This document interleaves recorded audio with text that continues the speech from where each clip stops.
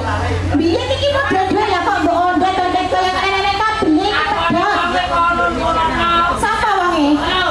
Sapa sing ngakon? Kabeh iki maune iku duwe modal iki. Mbok ondet-ondet kaya ngene. Anda ini kita isin termasuk. Assalamualaikum warahmatullahi wabarakatuh. Waalaikumsalam. Sepindah kula silaturahmi.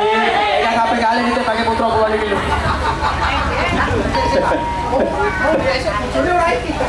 Aku yo gumun lho Mas. Iki aku pe protes. Lho mosok nyamene bojo ping 3 lho. Aku ki terus uman apa?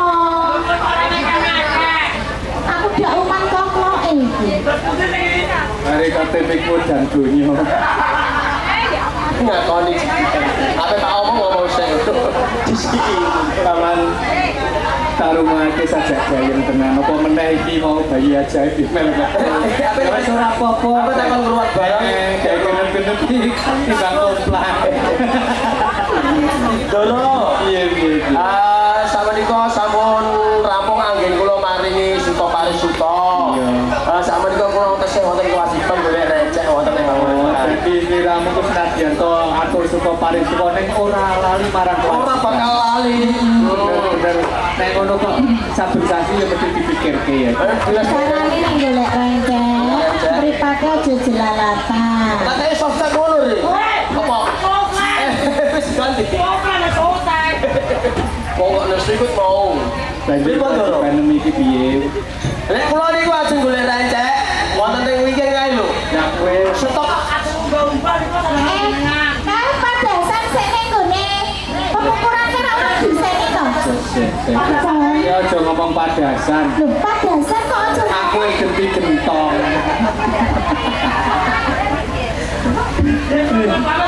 Yang kaya mangkun wani pamukuran ke buat dirampungake pakaryan ini. Wis aja dipikir iso sing rukun ya.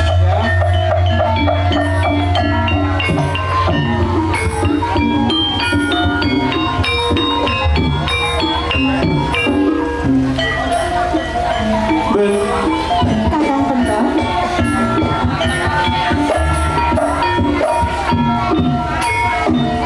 Kakang Pendok. Wis dadi kasunyatan awak dhewe ono ing papan paharis ya. Wis ono ganti Kakang Pendok. Sajak wong jadi menika wonten menapa to Kakang?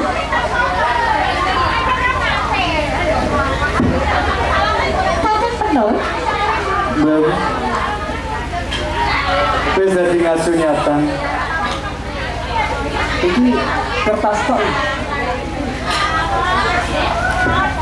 Ora apa-apa. Lho panjenengan iku tak nuwun menapa to? Kok iki mau aku iki maksudnya piye, Pak?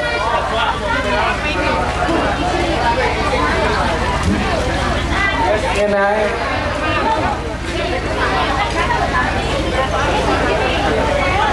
Kakang Pendok. Mbak, Sajak wonten ing gathekan badhe dipun aturaken. Janjane menika wonten menapa to Kakang? wis dadi kasunyatan yen to urip bebrayan.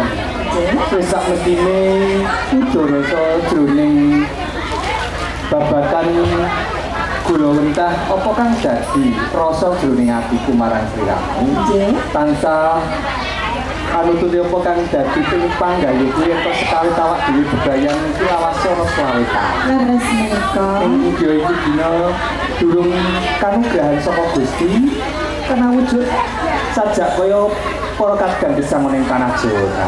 Nggih Kakang Ning tak Pendok. jaluk marang sliramu gedya jroning atimu yen to kabeh iki mau titis nadyan to awak dhewe saben dinaning budidaya yen to Gusti durung ijabahi wis sak mestine durung kasembatan apa kang dadi momongane awak. Leres menika. Ananging kula mboten bakal mandheg anggenipun nyuwun anggenipun tetunggu marang Gusti ingkang akarya jagat. Amargi kula menika percaya Kakang. Kaya mak. Yen to tinjang dinten menapa kaen menapa wulan menapa niku bakal kasembatan menapa ingkang kula atuanku Kakang Pendok. Wis sak mestine kaya mangkono. Ning iki dina siji apa kan gak rembug marang sliramu. Wonten menapa menika menika? Ento kasunyatan iki dina ana ukara dadi bakal taruhake ora kaya omong ya kudu awak dhewe iki netepi apa kang dadi sesantuku bapak kawasan ing tanah Jawa kan. Nggih. Yen to sekawit aku paring pitulan marang kadang gesang yen to aku kuwowo kasunyatan iki dina aku pikantuk cecala kang ateges mawala tigan. Isinipun Awak dhewe kudu madheg adicara pangruwatan mratitesake pranatan ing tanah Jawa. lajeng menapa ingkang sumelang kita Kang Pendhung? Mergo kawit ana tetembungan sapa kang sinambrang jejibahan pangadeg adicara pangruwatan kudu priyayi kang sepuh ora mung sepuh yuswane uga sepuh babakan kawruh. Pamangka Kakang Pendhung. Kepiye? Yen tembak kawruh menika panjenengan boten kirang-kirang. Namun amargi panjenengan kaliyan kula pun bebrayan dereng gadahi momongan niku ingkang di Durung cukup babakan kan dadi sinambiran. leres Awit menika. awak dhewe durung tau tinimbalan Bopolan bopolan. iya. Terus menika Yen Kakang. saiki dina nyaruci apa kang dadi kahanan yaiku wigati kang bakal awak dhewe tampa. Nggih. Kelampur laku kahanan netepi apa kang dadi laku ning pranatan tanah Jawa kelampur aku kang ateges awak dhewe saja disawah para kadang ana ing tanah gesang Jawa kae sinawang wis lingsir yuswani. Apa kesak menika panjenengan kalian kula Kang Raja Juluk? Kelampur yo mangerteni ana ing tanah Jawa kae yai kakung sepuh yuswani iji wong kae sinebut Tapi dalah kang wedok. Wis sakmene iki dina njubuhake kahanan ora sinebut Raden Kentul kalawan Raden Tembang. lajeng Kali jujur kaki legek dalah ini legek.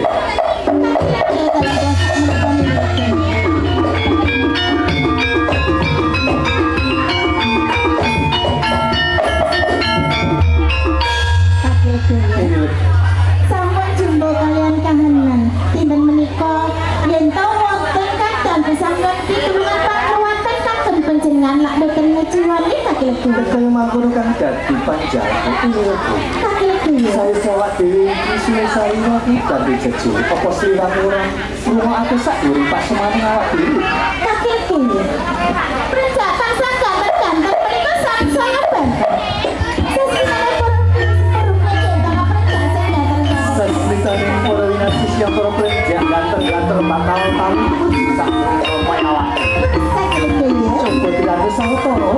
Anjir kakilku ya.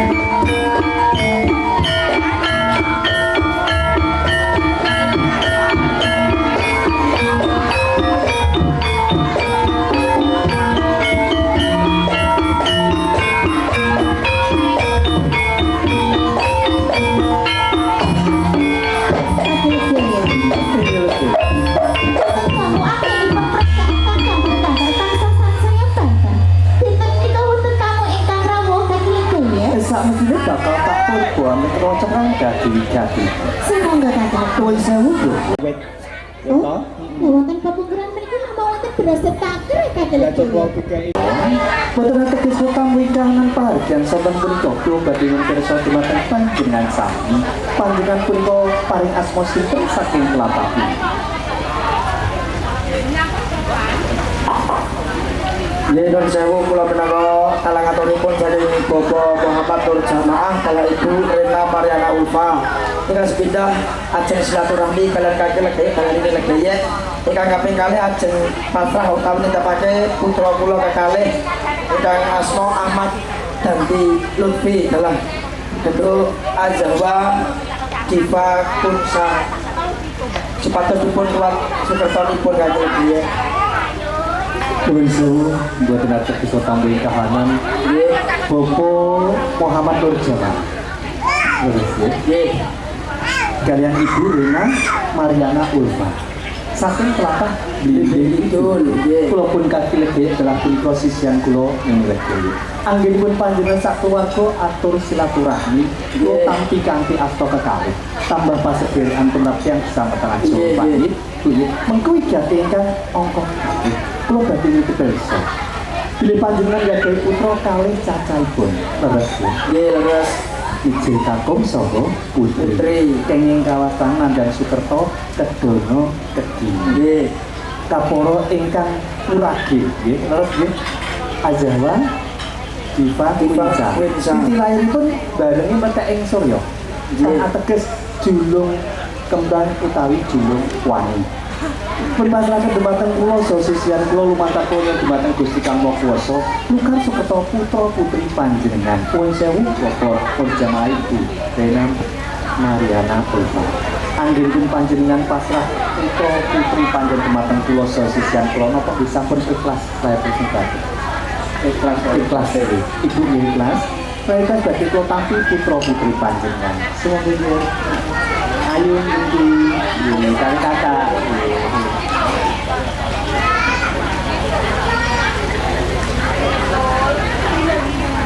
Nuwun sewu Bapak. Punika sampun kahitanaken nggih. Kalau tadi, mau dalu napa? Kita nggih ngeres ya. Malam Senin tadi. Bapak panjenengan ampun alih kali. Pilih putra putri panjenengan badhe kula rekokak dua anak kula tiyang kaporo samaya dadosaken putra ingkang saleh putri ingkang salehah.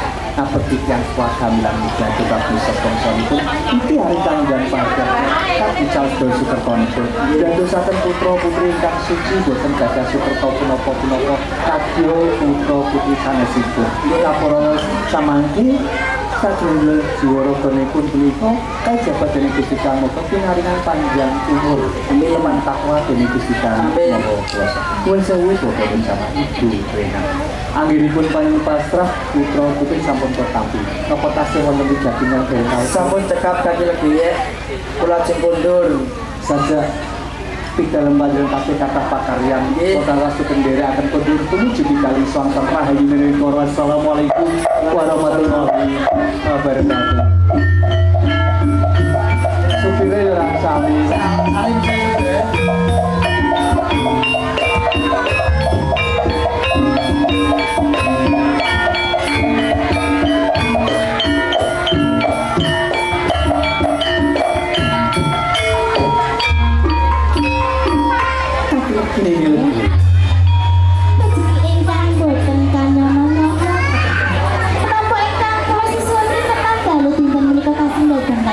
wis dadi kasunyatan tangise atimu iki dina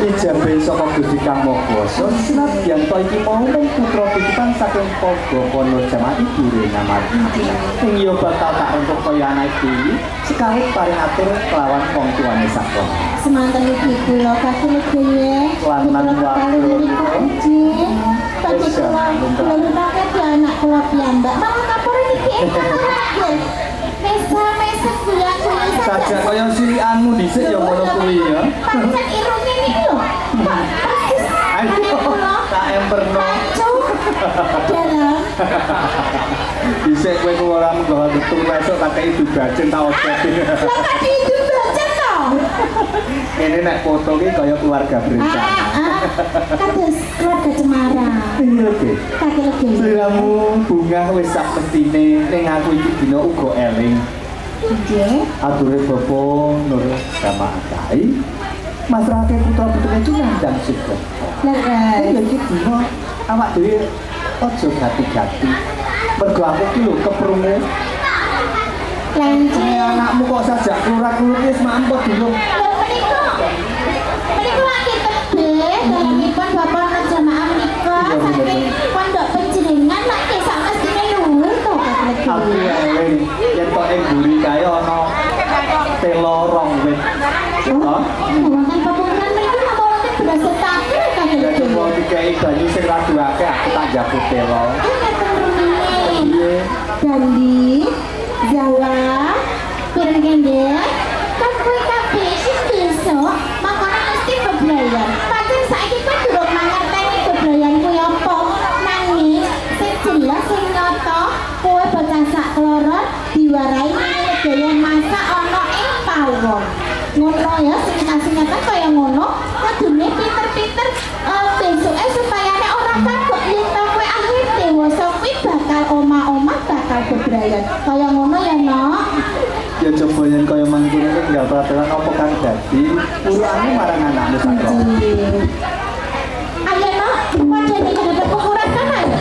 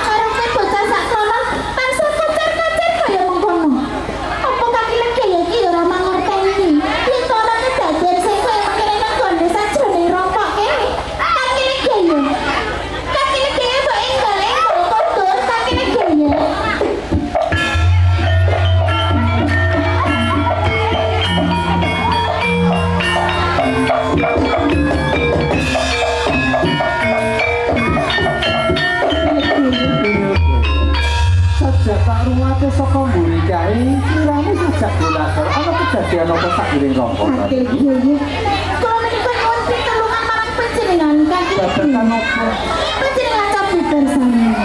Beras kanker ingkang kula masak kalian bocah sak kloron menika bocah kancing masak masih Kakek Kiai. dadi pawone awak dhewe mung biasa taker kaya korak-karek ki ana kedadian kaya mangkur sak giring rongko ya awak. Wonten kewan, boten ketinggal ananging kados angin gede kados mekaten tansah ganggu gawe kula kalian bocah kekali menika. Kula lak nyuwun pitulungan panjenengan kula bengok-bengok ning panjenengan boten niru. Lajeng bocah sak kloron menika kula jak ndemik wonten sajroning gubuk menika. Kok sawetara kanggo ngaso awak dhewe ka. Leres anane. Lho sajak tak salah ya padha abrek ka. Menika masak masih apel kita sak diganggu gawe kalian kewan menika Kakek Kiai. Lawan anakmu tetep dibujung ya. Leres boten namung semanten. Kula jak bocah sak kloron menika tendhek wonten kebon tebu anane. Tesih ketinggal kalian kewan sing tansah ganggu gawe menika Kakek Kiai. Kejadian kaya mangkono to niku. Iki aku njaluk pangapura. Sekali aku buka lawang butulan kae ya ora kelingan yen to bocah sak kono iki Kang Sukerto. Nggih. Kula saka iki ngapura sida njupuk wujuding tema kasingatan janur wis tak aspal. Lah kok malah janur kuning menika wonten migunani menapa Kakek Kiai? Siramu eling marang wong tuane bocah sak koron kae. Yen to kasingatan netepi adat tanah Jawa. Among kowe tanah Jawa urip bebanji mung kewardilan samudana. Kados napa? Karena teges janur sejatine cahya utawa nur kang turun saka dhuwur kanthi jabah Gusti Kang Maha Kuwasa. Nggih. Ya iki dina tak paringi aji jangut bakal tak kawin ana ing janggane anakmu supaya kali didoner ing sambita. Oh, dados janur kuning badhe dipun kalongaken. Ngono iki. Semoga Kakek Kiai. Kakek Kiai.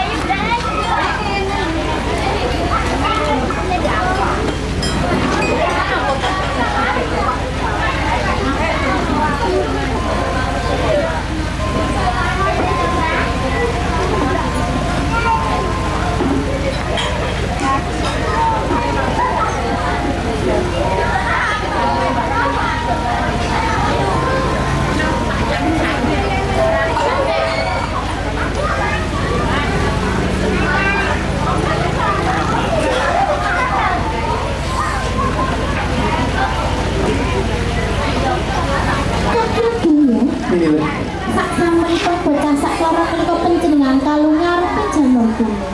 Lah kok pasurane tansah cemlorotan tambah sumunar. Sing lanang menika kanton gagah piteksa. Sing wadon menika tambah manis Kakek Kiai. wis dadi kasunyatan yen to nurutawa cahya nyawiji ning jiwan ragane anakmu. Kula yen to bisa wong bocah sak koron iki tansah kemloro pasokan. Ini iki. Kakek Dan Kiai. ini dino kabeh wis kaijabah mulai iki dino ewan-ewan iku pujo dening Gusti Kang Maha Kuwasa. Anakmu bakal tak lukar seketo. Semoga Kakek Kiai.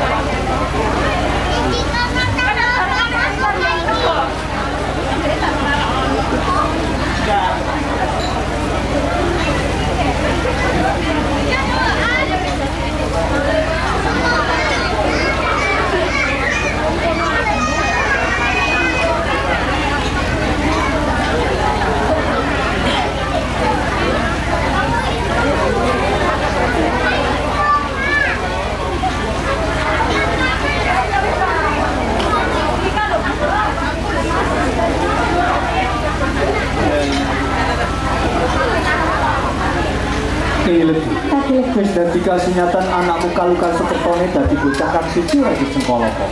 Jumbahe kanan iki dina dadi anak kang kelegean ini dhewe. Bakal tak sramur laku ganti jimat cepat piandel sing lanang kae Joko Jlagur, sing wadon perawan Jlagur.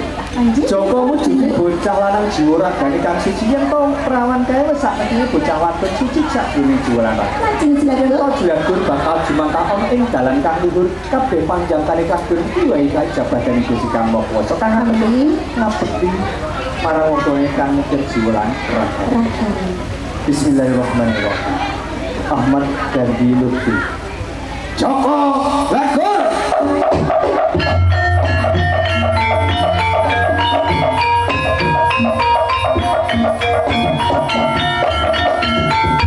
Ajono Diva Winsa.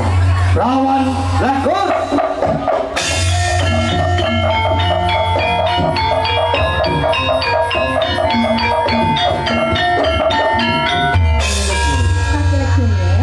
Wis dadi kasunyatan anakmu tak ganti jejuluk rene dadi anak dhewe Joko Jlagur lan perawan Jlagur. Ngerteni kahanan kang kaya mangkono sajak iki dina gumregah anggonku dadi wong tuwa lanang kang ateges kudu nyukupi kebutuhaning keluarga. Sliramu tak tinggal sawetara kelawan anakmu, aku tak ana ing Kutaraja Bupati Panukoji. Kados mekaten Kaya mangkono. tenang kakilet-kilet para pemikiran boten sumelang yen to nilaraken namung kula kaliyan putra kekalih amargi kula menika dereng pinter babagan kula wenalan namung putra kula nyuwun panjenengan menjadi keselamatanipun bocah kekalih menika Sumelang jroning atimu wis dadi kasunyatan sekawit awak dhewe durung pinter babagan piwontakan. Iki dina aku mau juga apa kang dadi panyuwunmu kang ateges maringi kanca ruang ning ora tangga teparu nanging mangerti Joko Jlagur perawan Jlagur blikat kang tuwa papat cacing kang rawuh. Tak ujo takon ing pengarepan kanggo kanca ruang uga njogo keselamatane kakane anom saklo. kula suwun kakilet Bismillahirrahmanirrahim. Sufyan Amarah Alwah. Montaina.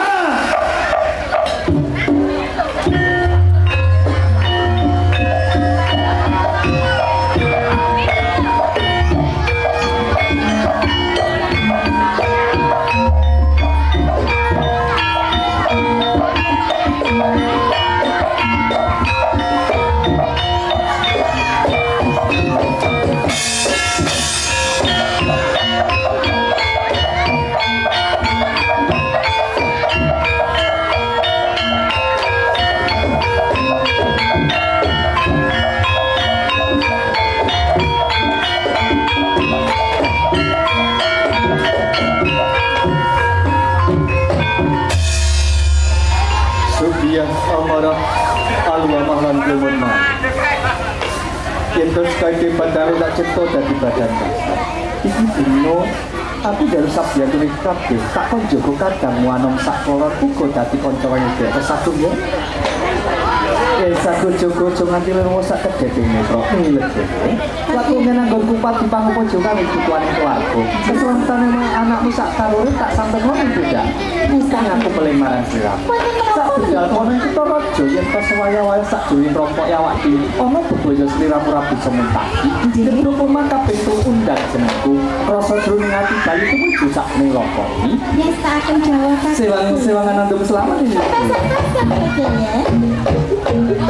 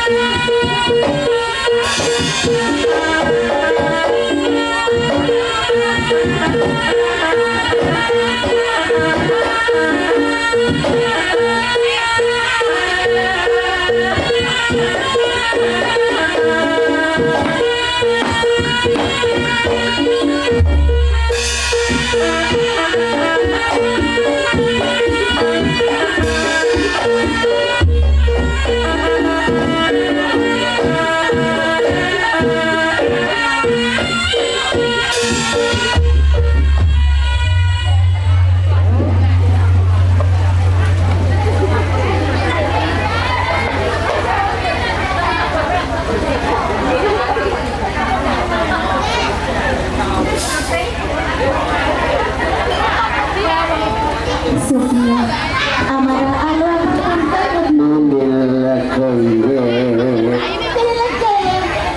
kata kecil, patah suat banget marang kowe kabeh sedulur papat. Mergo wis kelem sampeyan kemarang ini lagi uga kaki-kakinya jaga keselamatane si Joko Jelagur uga Prawan Jelagur. Kowe kabeh lak padha ngerti to, yen to putraku sak turun kuwi putra titipan. Ananging putra kuwi wis anggap kaya anakku dhewe. Dadine kowe kabeh kudu mangerteni gedhe rasa katresnanku marang anakku sak turun kuwi. Ananging tak sawang-sawang Joko Jelagur uga Prawan Jelagur kuwi papan panggonan kene. Mbok menawa putraku sak turun kuwi lagi ana ning ngene perkumpulan mutmainah. Coba undangnya supaya Joko Jelagur uga Prawan Jelagur kuwi bisa sampe jaga kelawan kowe kabeh sedulur papat uga nini legeye.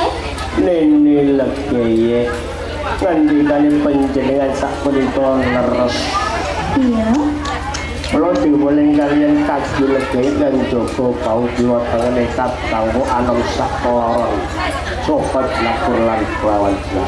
Pancen kaya ngono mutmainah. Ning yo kene iki sak jero kula matur. Kula nyuwun agung pangapunten anggen kula luput Joko bau boten kanggo anom. Kok jaluk pangapura? Tamangka. Malah gede materi suatu marang kowe kabeh sedulur papat. Ana kedadian apa lah kok kowe malah jaluk ngapura? Mutmainah. Kanggo anom sak ora sak punika nandhang teka dengan kesehatan kali. Jan kaya ngono banjur semoga Ana ing sadure rompok awak dhewe ini katekan kewan kang gedhe-gedhe kewan gedhe-gedhe sing mlebu sakjroning rompok. leres. Kewan sak punika kawujudan macan. Kawujudan mati anane kenapa aku malah ora mangerteni yen to ana kaya ngono kuwi Mutmainah. Kewan sak punika nadah kala mangsa kadang kok anom sak loron ateges ini. Wiwit dina iki ini Mutmainah. kadang kok anom sak loron Joko Jelagur lan Prawan Jelagur mursa ini.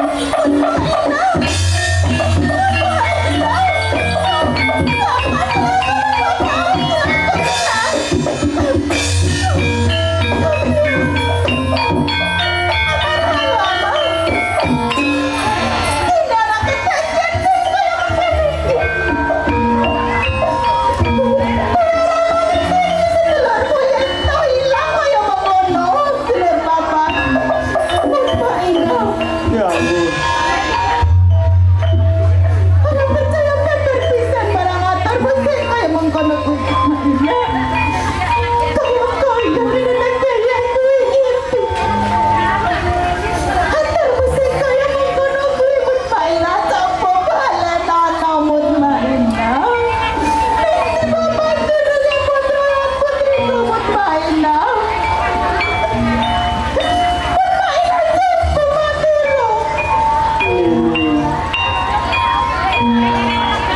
Panjenengan boten usah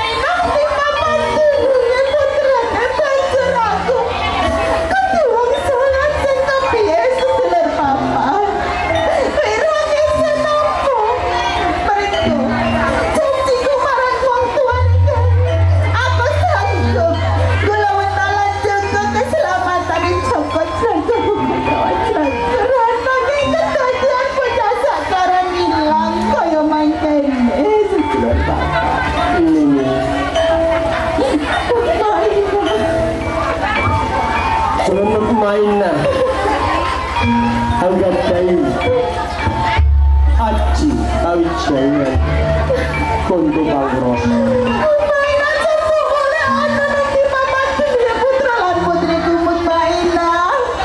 baline kadang ku anom sak koron coba jelatur lan perawan jelatur lo ingkang kedah kanggo Jawa lo kedah ngumpati bakal tak bali ini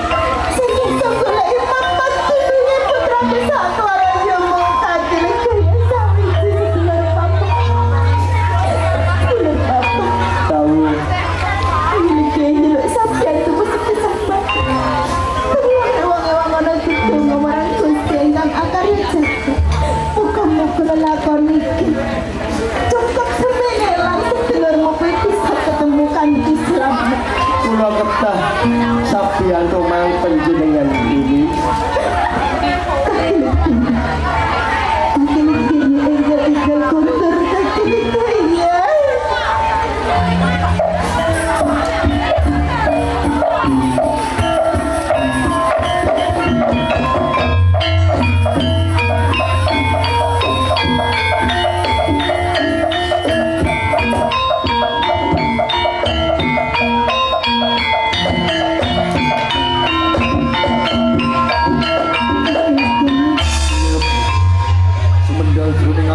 kasunyatan Bali mergo nyawang pedhot limungan sak dina payawati anggon Bali andung pening ini iki dina kakang tuwa papat cacah sedhi jroning atine diramu tawang tangis kaya mangke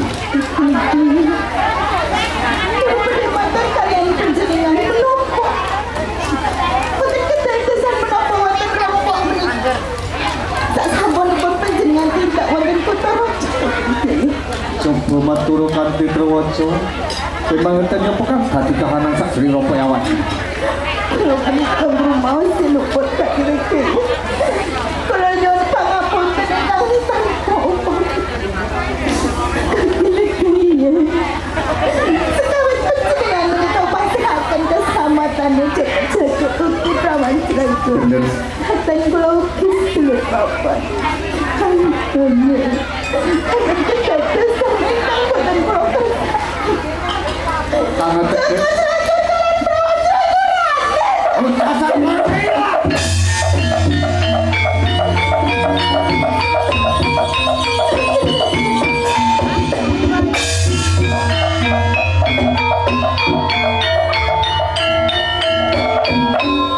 aturmu kaya mangkono gawe seseksa dari dadaku sakitnya dukaku kau tapakku marah sih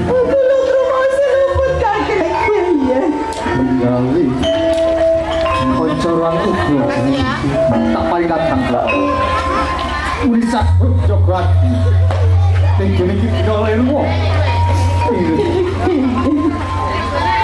itu wanti-wantiku kawin kau sakring rompok iki dino malah ganti kasih iya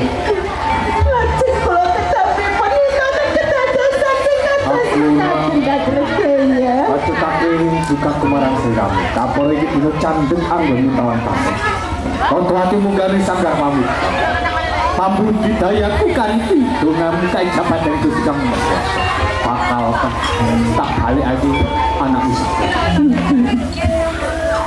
kalau kan sanggar pamit kedua orang keseenggan akan jadi angin buat pajangan putih saya boleh ijab bercelaku ukir pernah celaku kali-kali kepanjang ojo kedating dungo jangan pamit lagi Sofia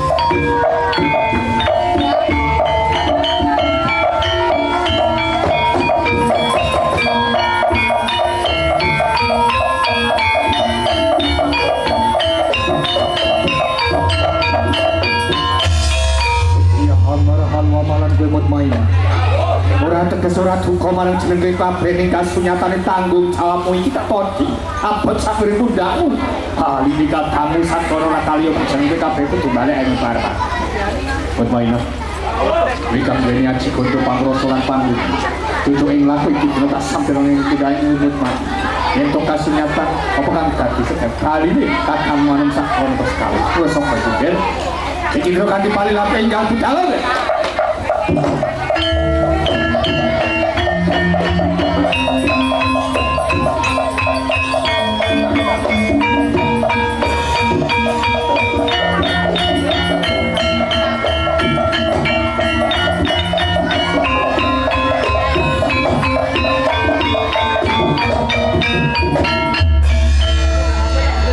Ya kamar kalau mahal tu.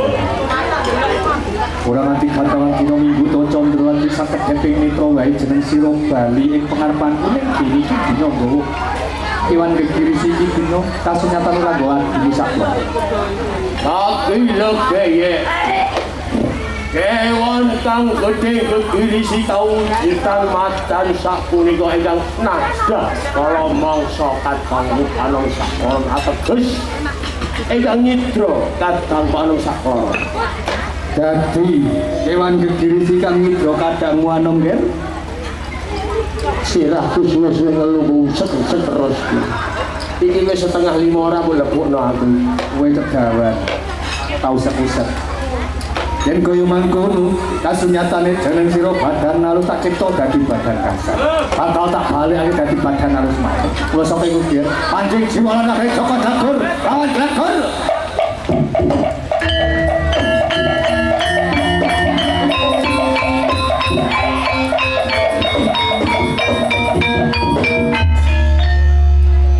Mandek satrio tijo lekati jani wong ngerangkapon kemlundung kok krikil malang-malang liringan diam joko satu-satu tengah margo catut tengah drapatan yen tok kewan gede sing pengarepanku iki dina bisa tata calmo sapa kang dadi basa nomo yen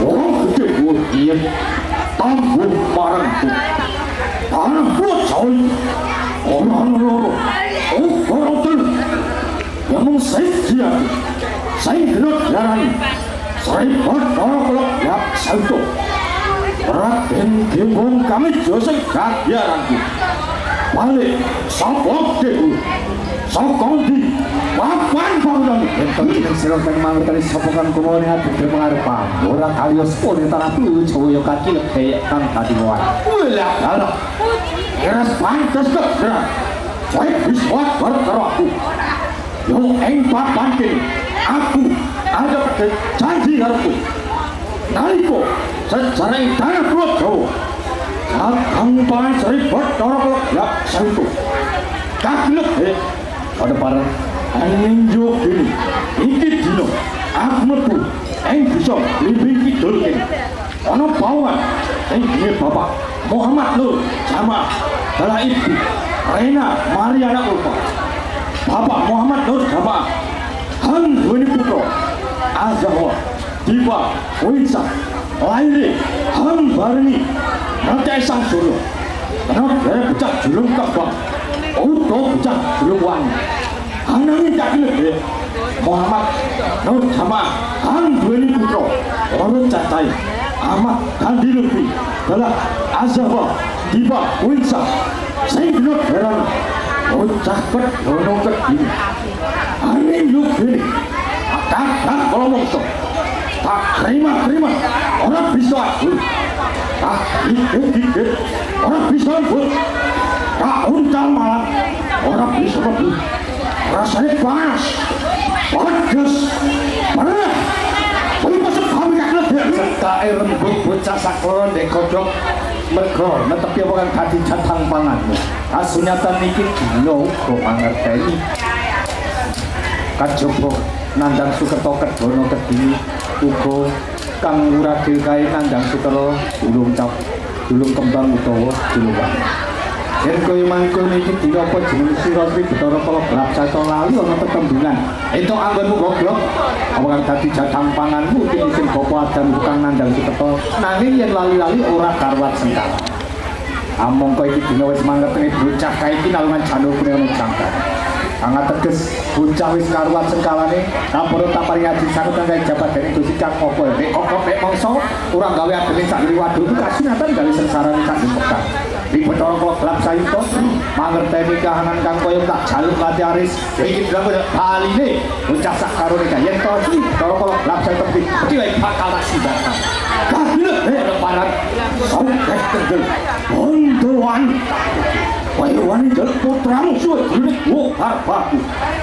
Apa bantamu? Apa? Iki dino saya Bathara Kala Gelap Saito. Jaluk bokono, jaluk tetap busa. Minangka gandine putramu. Apa sak gumeng kang tak lebih urip donya iki mangerti yen to kabeh urip lan pati hake Gusti Kang Maha Kuwasa. Kowe kelana bintang nyalang. Sarat sarana yen to ing donya ana kalbutan. Hal ini bocah sakloron tanpa bebek ciri saliji. Iki dina kang dadi panjang tak sembahani. Kebiaring donya tak cepane grojo jaluk tumreng litang palan iki. Kaglek keparan ana bobokmu. Lan mripatmu. Aku ora njaluk maneka arek donya iki. Rene aku njaluk gandine putramu. Rogo kekandilan nyawa sing kepanjang boko. Minangka gandine rogo kekandilan nyawa sing kepanjang boko. Senang sarwa seto kang arep pitik-pitik telu cacahe. Wis sing kabisa sing kaloro rasong kita sak bumune. Sing katelu mori putih telung dedek telung pengawe. Ora esuk ora sore yen kaklep saku mujuti panduan Sri Bathara Kala Gelap Saito. Kamu bauta kaklep seto telu cacahe mujuti jiwa bukan suwi hadir jatang pangaku. Beras fitrah hanyu ceni jiwa lan bumi. Ori putih kanggo budamu yen to madhep marang Kang Kuwasa. Kawujudan kang dadi panjenengan. Aturus padha tanakku joko enggal utama anakku saking Bokarta. Kaglek leparan yen mangkono panjenengan. Ora usah kesuwen. Saate putramu suwe duit bu arbaku. Mun bisa jaga tamu. Bakal tak mani kada tekan.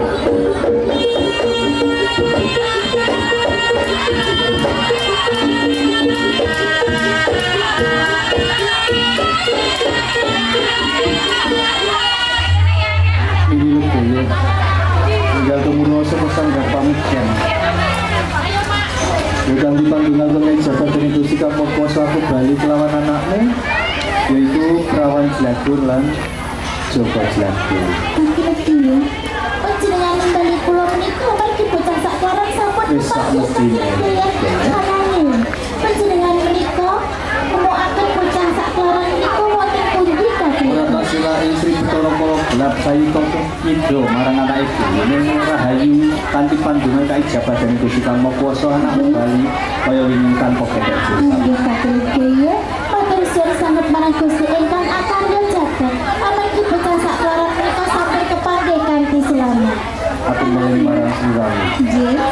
Kabeh lelakon iki mung kanggo wajine awak dhewe damar mancuci. Nggih kakek kula mboten bakal buka lagi menika. Namung panjenengan kalian kula ingkang mangertosi kedadian menika. Iya, Bu. Sak sampun Joko Jlagur ugi Prawan Jlagur kepanggih. Lah kok penjakan sing gambar-gambar saya banter menika kakek. Kasih silakan kembali. Kasih nyampe kepada amat. Sebuah ibu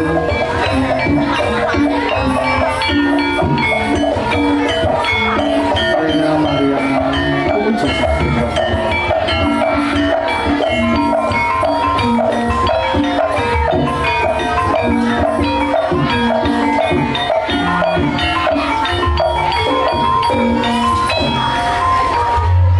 Assalamualaikum warahmatullahi wabarakatuh. Waalaikumsalam warahmatullahi wabarakatuh.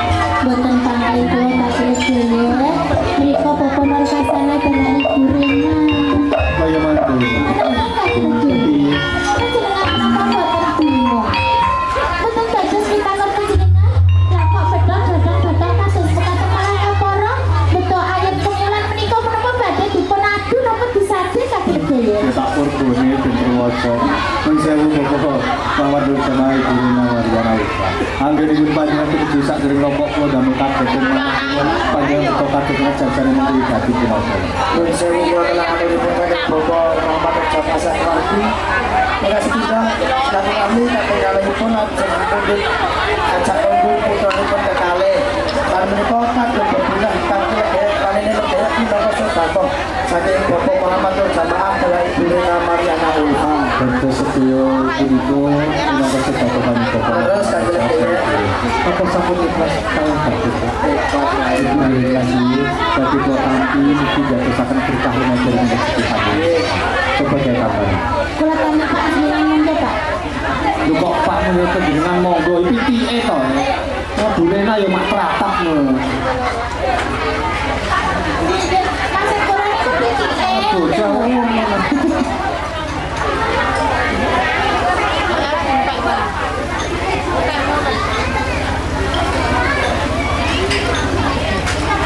Ibu. Sasamane panjenengan atau sudah waktu berproses ya.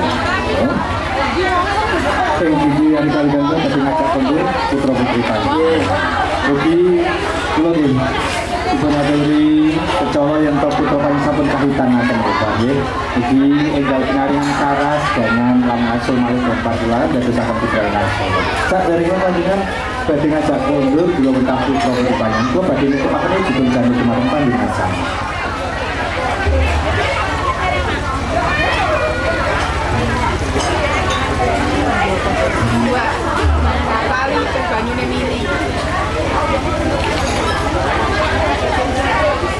Bosur, jalur berikut sama panjangan daging sangat pun bantal, utawi kasur, angin biasa pun putra putri panjangan sari. Selama ini pun pasang dinten utawi bantal dinten. Saat batin gansal dinten, jalur berikut panjangan larung, utawi bicawon ngeleten ingkang wonten toyonipun. Kanthi panjenengan dhewe. Bismillahirrahmanirrahim. Aku ora nduwak wujuding janur. Nanging aku nduwak sengkawane anakku, kedono, kedini. Kaporo kang urake punika julur wangi utawi julur pedak. Nggih, kanthi ijabah Gusti Kang Maha Kuwasa wilujeng slamet kalih rubida ing sambi kala. Dipun Fatihah kaping 3. Nggih, kaporo saya sadaya dadosaken putra ingkang salah putri ingkang saleh. Ing mriki sampun dados anak kula. Kula paring sedherek punika Joko Jlagur Prawan Jlagur. Jangkep pisaran sama boboten itu atur nimbali putra kadhik sejikan peperang kode. Biar anakku Ahmad Gandhi Lutfi Joko Jlagur. Nang anakku Gandhi Lutfi Joko Jlagur. Do anakku itu Jawa Diva Pinta Prawan Jlagur.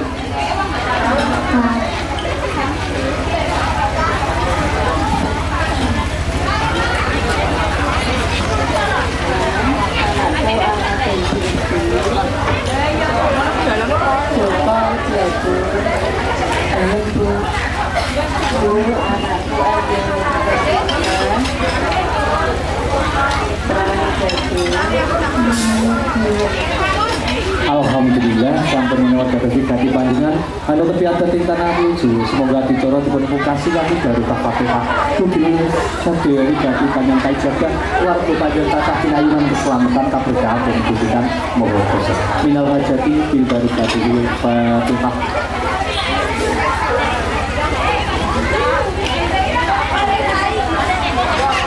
Bapak Muhammad Nur Jamaah Ibu Rena Mariana Ulfa putra ketuanya berpasangan kepada yang sama. Tentang itu ikut Bapak, Ibu, dan Musimat Parite, Dayan Kakasan Persan, Mukir, dan Desakan Keperekan Soleh, Ibu Engkang Soleh. Bapak Muhammad Nur Jamaah Ibu Rena Mariana Ulfa. Saudara sekalian kotor itu kita bisa rahim. Wassalamualaikum warahmatullahi wabarakatuh.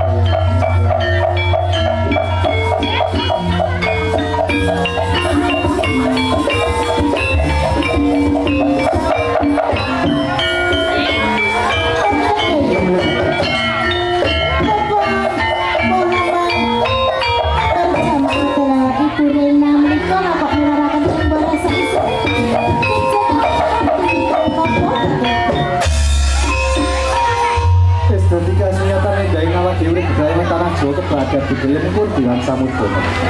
iki dina ana nang wong Jawa aja lali Jawa.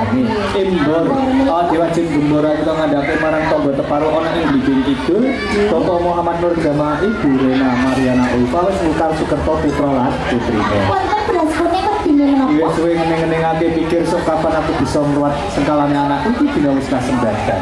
Lajeng menika wedine menapa? Wis dadi kewajibane wong tuwa ora mung nglairake maringi jeneng ngitanake nikahke ngruwat sengkalane iki kewajiban. Lajeng kembang setaman menika? Yen to Bapak Muhammad Nur Jamaah Ibu Rena Mariana Ulfa ora lali mangkat gantu papate para nabi para rasul para wali wonten Mekah Madinah tanah Rusia khusus kaki dengan dana tapi dia akan latah Blimbing itu kemudian ahli kubur jalur lan estri bodoh ngalang-ngalang apa-apa lan bodoh bulan mengkuwergi yen to Bapak Nur Jamaah Ibu Rena Mariana baik wiwit awal dhewe macet lan akhire kancane nyuwun dumateng Gusti Kang Mokposo supaya ora ana alangan apa-apa kali sedina ing Sabikala sabadane kali pahawe hakikat sembarang cinta sasmitane boten luweh kang teges luweh sembarang arah. Kepada wujudnya bila cara pangruatan kedono kedini menjadi juru wanita Semesan para mulai kata pun digawas kalah kalau Nabi Rasul para wali wonten Mekah Madinah tanah Jawa bil khusus tapi tanya jangan sakit dilarang wonten ing pelatah Blimbing itu begitu benang etri para pamirsa kakung semua putri dinapi diken Senin Wati malam Selasa Kliwon nanti piwasan Allahumma sholli ala sayyidina Muhammad Allahumma sholli ala sayyidina Muhammad keluar sokol sana wasbunut ala Allahu Akbar.